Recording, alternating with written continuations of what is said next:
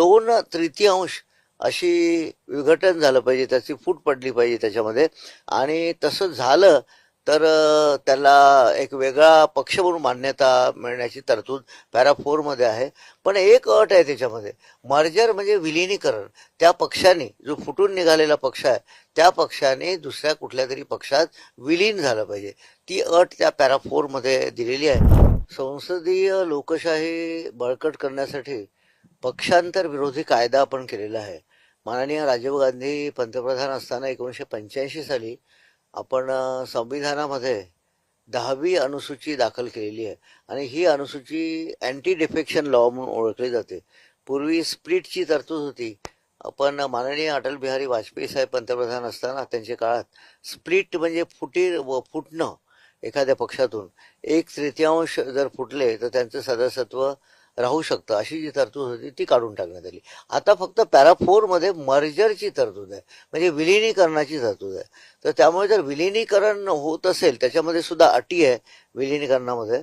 त्यामध्ये आता एखादा पक्ष जर आपण बघितला तर त्याचे 2 भाग असतात, एक संसदीय पक्ष आणि एक संघटनात्मक पक्ष. तर या दोन्ही घटकांमध्ये, दोन्ही पक्षांमध्ये, संसदीय पक्षामध्ये आणि संघटनात्मक पक्षामध्ये 2/3 अशी विघटन झालं पाहिजे, त्याची फूट पडली पाहिजे त्याच्यामध्ये. आणि तसं झालं तर त्याला एक वेगळा पक्ष म्हणून मान्यता मिळण्याची तरतूद पॅरा 4 मध्ये आहे. पण एक अट आहे त्याच्यामध्ये, मर्जर म्हणजे विलिनीकरण.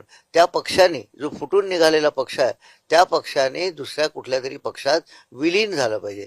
ती अट त्या पॅरा 4 मध्ये दिलेली आहे. तसं तसं तरच त्यांचं अपात्रता हे होणार नाही, अन्यथा त्यांची अपात्रता होऊ शकते. आता बघा, आत्ताचं उदाहरण आहे ममता बॅनर्जीचा जो पक्ष आहे, तृणमूल काँग्रेसचा. त्याच्यामध्ये त्यांचे 2/3 सदस्य आहे, 20 पैकी मला वाटते 18 सदस्य काहीतरी समथिंग, 58 पैकी. ते संपूर्ण फुटले आणि त्यांनी वेगळा पक्ष स्थापन केला आणि ते एखाद्या त्रिपुरामधल्या एका छोट्याशा पक्षामध्ये विलीन झाले. आजच्या न्यूजमध्ये आहे सगळीकडे. तर ही तरतूद त्यांनी पाळली. त्यांना शंका होती कदाचित या विलिनीकरणाला घटनेमध्ये लागू होणार नाही किंवा मान्यता मिळणार नाही, म्हणून ती तरतूद पाळून ते एका दुसऱ्या पक्षात विलीन झाले. इथे सुद्धा हे जर आता माझ्या माहितीप्रमाणे आता 9 खासदार उद्धव ठाकरे साहेबांच्या पक्षाकडे आहे. त्या 9 पैकी जर 7 लोकांनी, 7 सदस्यांनी त्यांनी विलिनीकरणाचं पत्र दिलंय किंवा वेगळा आम्ही पक्ष स्थापन करतो आणि आमचा पक्ष कुठल्या तरी पक्षात विलीन करू आम्ही, असं जर दिलं तर त्यांची अपात्रता टळू शकते. पण 7 पेक्षा, आता मला मगाशी तो प्रश्न विचारला, 7 नसतील तर काय होईल? तर 7 नसतील, सर 5च आहे, 4 आहे, तर मग अशा वेळेस डिस्क्वालिफिकेशन पिटिशन त्यांच्या विरुद्ध दाखल होऊ शकतं आणि ते अपात्र ठरू शकतात. ऑफकोर्स हा निर्णय माननीय अध्यक्ष लोकसभा खासदार असल्यामुळे त्यांनी घ्यायचा आहे. अशा प्रकारची ही कायदेशीर तरतूद या 10व्या अनुसूचीमध्ये आहे. फुटण्याची शक्यता असलेले जे खासदार आहेत ते खासदार फुटायचे थांबावे म्हणून शिंदेकडून कोणती संविधानिक प्रक्रिया इथे पार पडेल का? नाही, यामध्ये ते फुटण्याची शक्यता असलेले खासदार फुटावे यासाठी आता हे राजकीय प्रयत्न त्यांच्या पातळीवर ते करतील. पण ज्यांना ते फुटण्याचं आवश्यक वाटतं की त्यांनी असं 2/3 बहुमत मिळवलं पाहिजे. कारण 9 पैकी 7 तरी किमान ते फुटले पाहिजे, त्यांनी वेगळा गट स्थापन केला पाहिजे. त्यापेक्षा थोडेसे जरी कमी असले, 4 असले, 5 असले, तर मग त्यांच्या अपात्रतेची शक्यता वाढते.